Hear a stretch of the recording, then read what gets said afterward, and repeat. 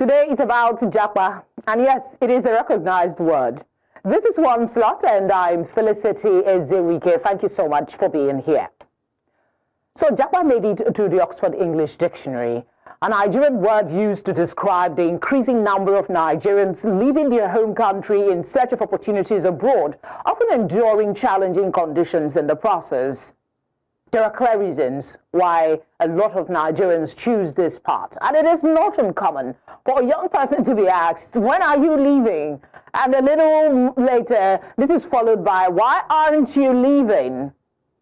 Japa isn't migration for survival, as commonly associated with refugees and asylum seekers who flee persecution, wars, and natural disasters. It is now associated more with university-educated, sometimes gainfully employed middle-class youth who insist that leaving is a matter of survival and not a choice. Writing in The Conversation Africa, Dr. Jing Jing Liu submits that, and I'm quoting her here, Japa should be understood as a middle-class sensibility that conjoins a critique of state viability and a mode of self-care. Their existential reasons for migrating must be addressed, end quote. But how? Should we be pushing for a reduction in the numbers? If yes, how do we do that without being selfish? How should the nation's leadership be responding differently from what they've been doing in the past? Well, for some perspective on this conversation, I'm joined by the author and COO Intense Group, Bukonla Adebakin. Thanks for joining us. Thank you for having me. We'll be joined. Okay, we'll be joined a little later by HR professional, business and career coach, Obiechie Richard. For now, we have you, Bukonla. It's a pleasure to welcome you. I mean, this is a very familiar conversation now in Nigeria, but sometimes people mix up Japa and migrate. So let's lay down the basics by helping our viewers understand a little better the difference between migrating and japaing in the context that it's being defined now. Right. I think now the lines have been blurred on migration and Japa, and I would say Japa is more than a physical relocation. It represents like emotional and mental break from, say, for example, a system, that in our case, a system that feels rigged against us. And we all know that recently Japa has, been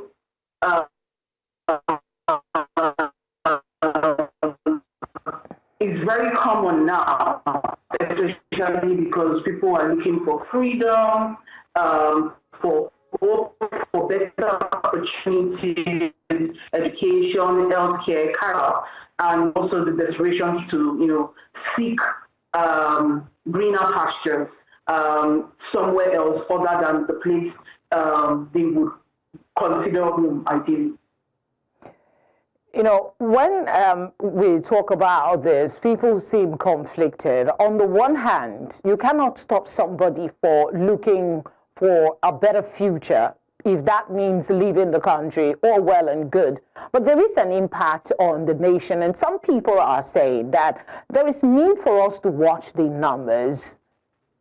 Talk to us about the impact of the choices that people are making to leave the country and how this is, affecting the country economically and otherwise. Right.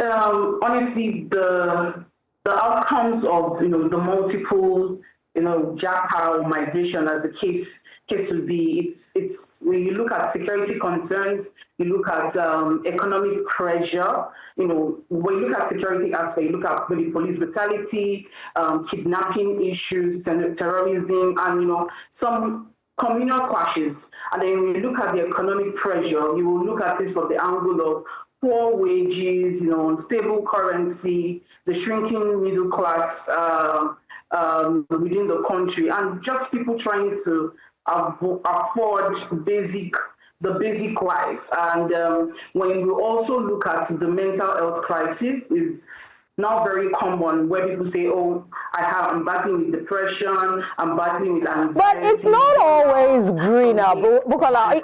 It's not always greener on the other side. I will come back to you on that a bit, but I kind of missed my thoughts when I was asking about the numbers. Where I was going with that was to reference part of my introduction, and that is, how do we talk about, should we be talking about reducing the numbers? The presidency has expressed concern and, about the brain drain and the impact it's having on the country.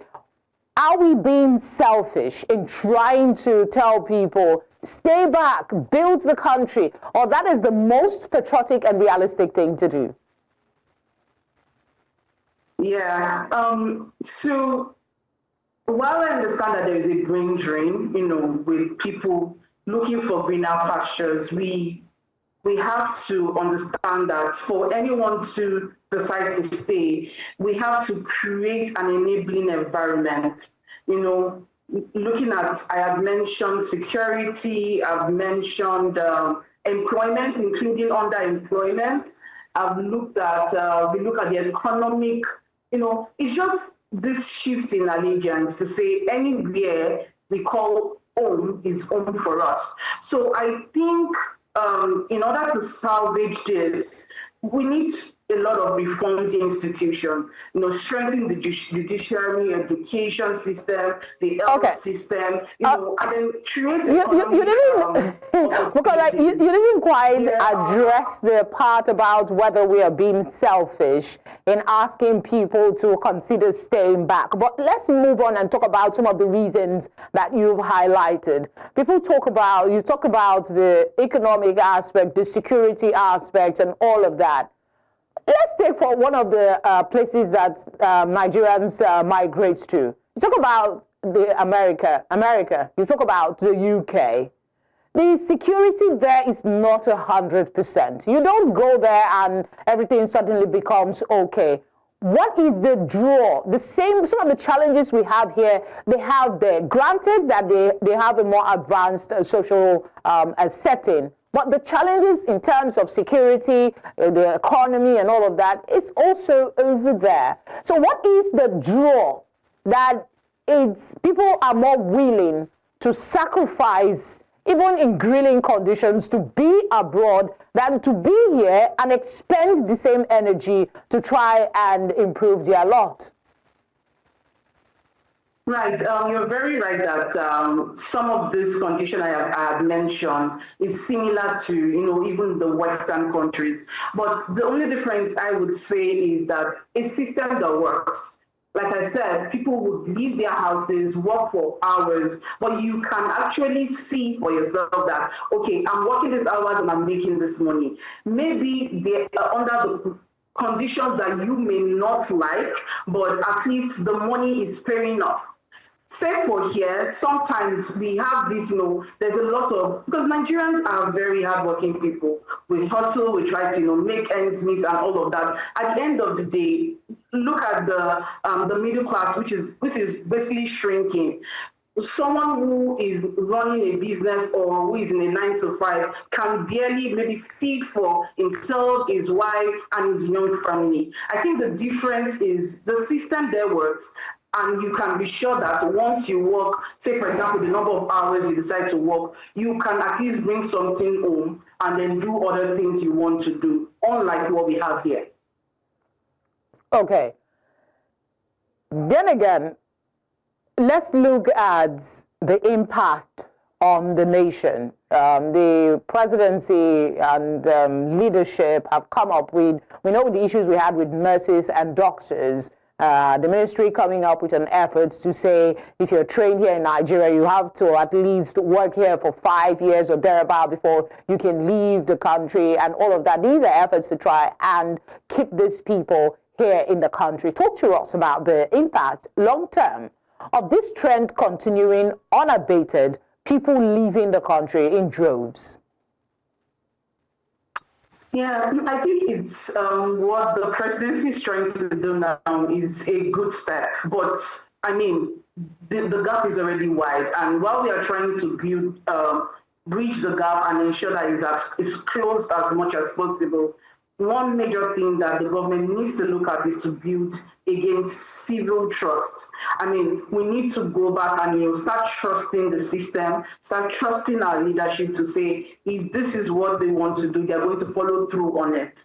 And we have to also find a way to, they have to find a way to deliver, tangible, results while people are building their trust, on the government to say that there are no empty promises, they deliver value, they are accountable, and we can indeed, measure all of these results. But right now the gap is still wide. They need to find a way to, again, to build those civic trust. How should the nation's leadership be responding differently from what they've been doing so far? Threat has not worked, and it seems the one part that will work, they seem to be lagging. I don't want to put words in your mouth, but just talk to us about some of the things you think the government can be doing differently to encourage more young people to stay back in the country. Right. I think the first thing will be restore institutions, from the healthcare to education to judiciary, create opportunities, increase access to affordable credit, affordable housing, ensure job creation across industries, because young people, you see them in various industries, including tech, digital, creative economies. Just create economic opportunities that people would have access to, and then I think improvement in security and infrastructure is also very key. Safety and stability are non-negotiable. And once people feel safe, people feel I'm safe, I'm able to do things, I have access to road, to water, to electricity, just the basic things, I think it will, gradually start to build trust. And most importantly, civic trust is very, very important. And when people are able to, measure the result and track it, accountability, it will go a long way. Okay, and not to be seeming like I am biased, but I need to ask this question. For the percentage of those that leave and those that also stay back here, eventually we see some of these people coming back, some not so well off, but the people that they left here seem to have gone 10 steps way ahead of them, and they have to use the money that they've gotten overseas. It's not in all cases, but this has been known to happen. So is there perhaps some mechanism that you can advise as somebody who deals with people that have career issues and all of that? You can advise on how people can cope better. And because if you go abroad, for instance, they are very, the percentage of people who go on the basis of they got employment on a professional level is quite limited. Some of them go there. I have a friend who left this country as a master's degree holder and went over there to learn from afresh how to be a nurse. Talk to us about how this really works and what the optics says long term. Right. So to answer that question, I think first is on an individual basis, the reason why you're leaving, and for whatever reason, it means that you have, whether or not, measure the consequences. So we won't deny the fact that yes, we have some Japa, as people will call it on the streets, Japa. Yes, there have been cases of people returning. And it's, like you said, not, getting, the sort of livelihood that will allow them stay or the right papers that will allow them stay. But in the long run, everything is risk. We've had, I would say that, I do not have data to support this, but I know that the people, Japa versus Japa, I think the Japa is actually higher. Yeah. So, and like I said, so individual basis is how we can, see if this works and if this doesn't work for them. But in the long run, we would see that most times for the people who have left, they are able to, find a way to retain, try to stay in the country they've chosen to stay, and, ensure that we have some people that will say, I'm not going to come back, no matter what happens. I would ensure that I find my way and hustle my way out to stay. So whatever the case may be, yes, we agree that there is a brain drain, but as Nigerians, we are resilient people, and people will always find a way. Whether you Japa or you Japada, you will always make it work. I like it when you say whether you Japa or Japada. There's a lot of concern about retaining talent here at home. And one of the measures you talked about was for government to step up, especially in the areas of job creation, providing adequate, affordable housing for people. But I'm sure in the course of researching, perhaps for your book and other things, you've had some interaction with young people. And the consensus across board is that their tolerance level for, I don't know, the word that comes to mind isn't appropriate for TV. Their tolerance level is at the very low point. So they don't want to go through unnecessary stress, avoidable stress to become something. What would be some ways that the government can create the kind of jobs that will provide the kind of earnings for young people who aspire not just for a comfortable future, but for a luxurious one? A luxurious one is really far-fetched, honestly. But I think for comfortability, it's not, I think it's both for businesses, institutions to work collaboratively with the government to create access to, these jobs, the better life, and all of that. So if there is accessibility, the private-public partnership to ensure that there is accessible, say, for example, housing, because just basic amenity, shelter, food, and then just find a way to close that gap, it would help. It will go a long way. So for this particular question, I think it would be a public-private partnership that will give us, sustainable results, to live, in quotes, that, glamorous life. And then just, like I mentioned earlier, put in place these policies that, will help with better education, better infrastructure, better amenities, healthcare, etc. Talk to us about how government can demonstrate a better commitment to the welfare and development of citizens, particularly the young people. Coming off the EndSARS protest in 2020, there's been, some people said the numbers skyrocketed because it seemed a lot of young people lost hope. How do you assess government's efforts in trying to rebuild that trust, and how they can take it a notch further to encourage more young people to not work towards leaving, but work to stay? Okay, so I think first is to build hope. I would say Nigerians in general, not just young people, just sort of lost hope in the system. And it doesn't look like it's getting any better. There's a lot of apathy, and then just the desperation coupled with pressure, societal pressure, just to find our way out of this hopelessness.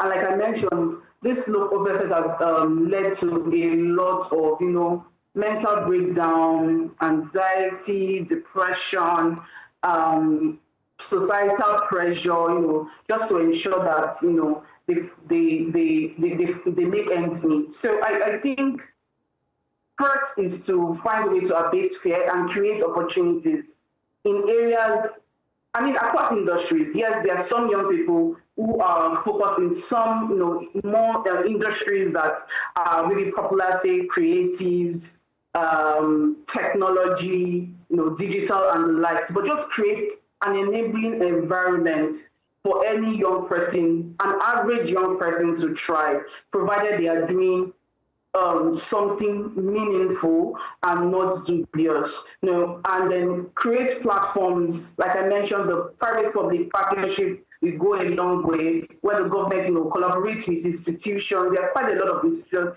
doing amazing work, collaborate with them to access more young people, reach them, communicate to them in the language they understand, and bridge the gap as much as possible by creating, an enabling environment, access to, loans, access to even housing, make it seamless. People who are, doing good work and are able to maybe rent to own, for example, are able to have access to this housing, and you don't have to. We all know how much, rent is now, and an average young person who is maybe earning, say, 400K in a month net will still struggle looking at how much they have to pay. So just step by step, ensuring that these things are available and they are accessible, and cascade information in such a way that it is understandable, the access is, is open, and there is visibility on these reforms and platforms and opportunities we are throwing to the young people.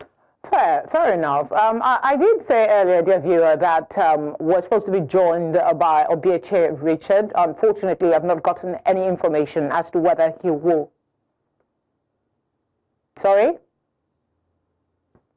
Oh, okay. I understand he just joined now. As soon as he's sorted. If you can hear me, Obiechie, can you hear me?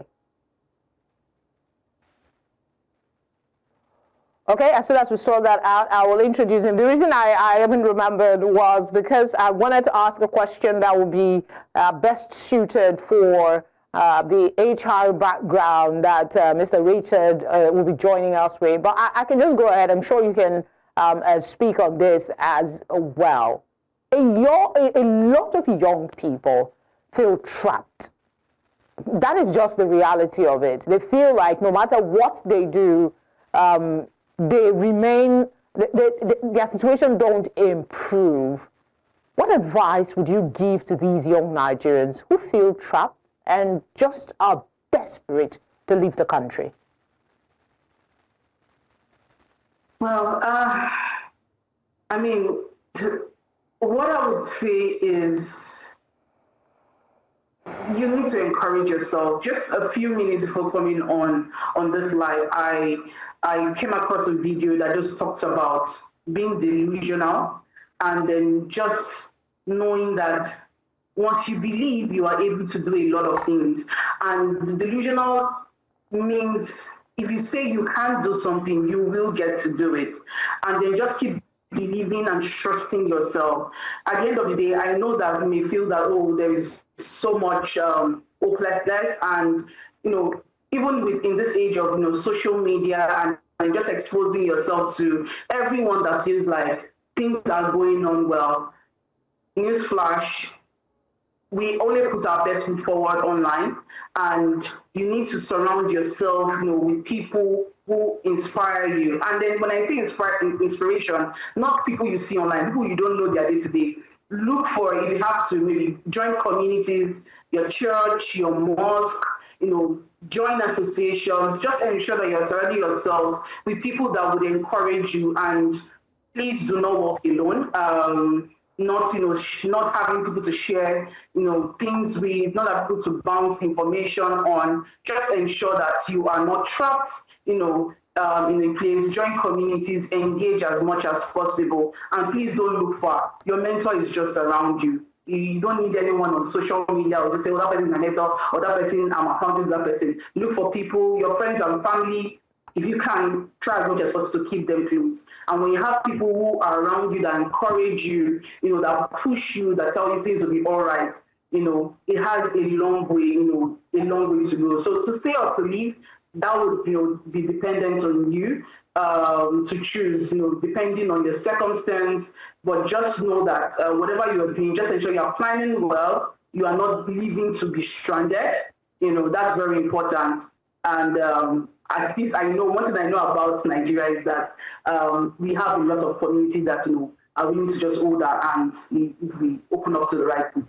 Yeah, I actually needed you to speak on that because I was going to ask the question about this sense of loss of community among young people, this sense of growing isolation, even when you have social media. Technology can do so much. It cannot replace the presence of someone, in front of you. We'll have to leave it there for now. Thank you very much for speaking with us. I mean, you held forth for two people. We had internet challenge with Obiechie Richard, so we couldn't connect with him. And so you held the fort. Thank you so much. I appreciate your time. Thank you very much. All right.